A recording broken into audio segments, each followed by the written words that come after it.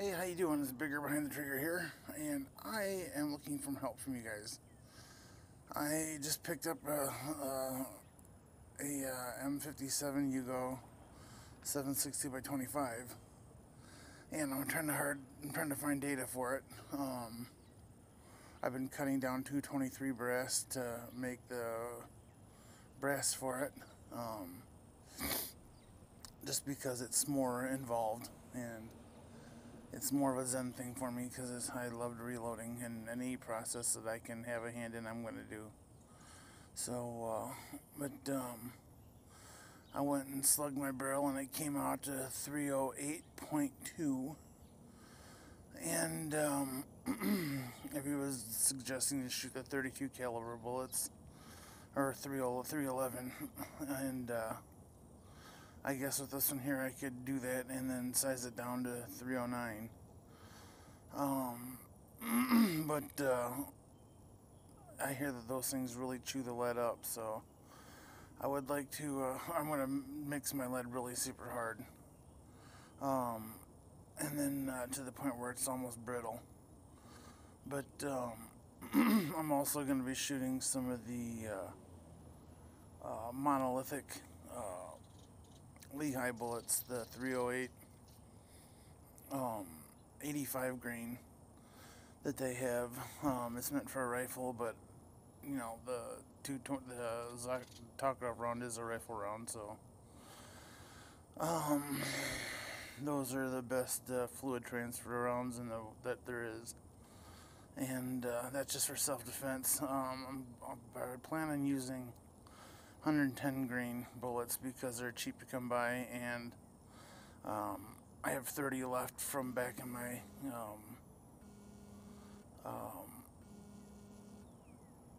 back in my M1 carbine days. So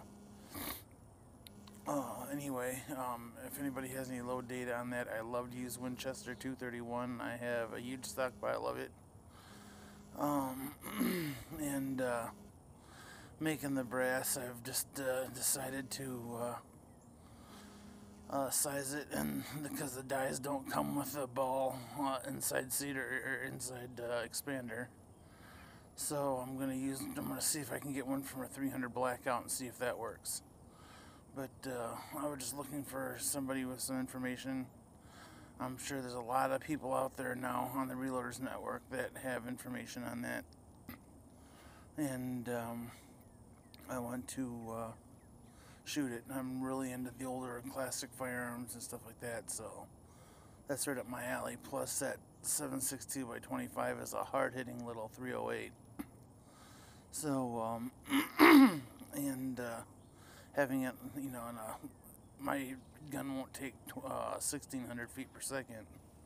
I need to be at right around 1,350 because I don't want my frame to crack, and go from there.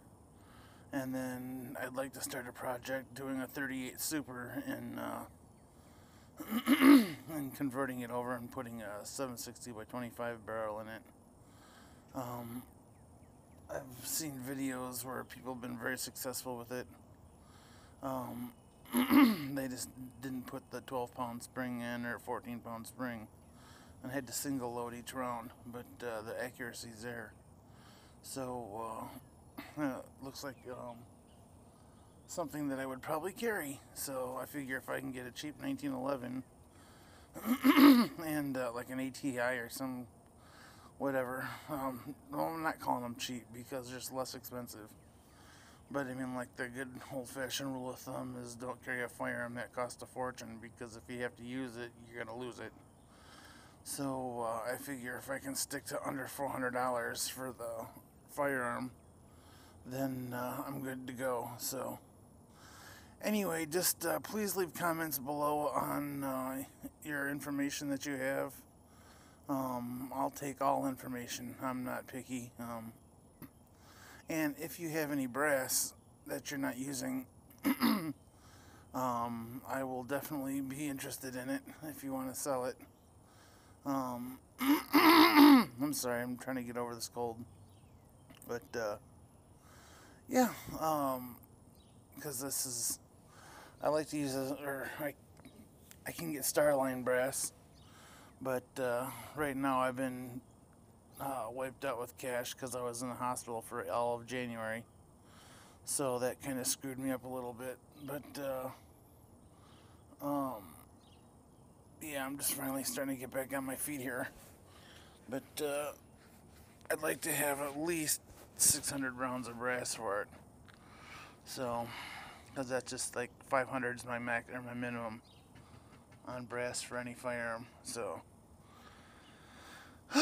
anyway, if you guys could help me out, I'd truly appreciate it. Um, Everybody's been really wonderful to me, and I want to get some videos out because I want to get these loads made up for this handgun because I want to go out to the range and tie up a bunch of videos at once. So, anyway, I want to thank you in advance, and you guys all have a good day and happy shooting. And have a great day. Bye-bye.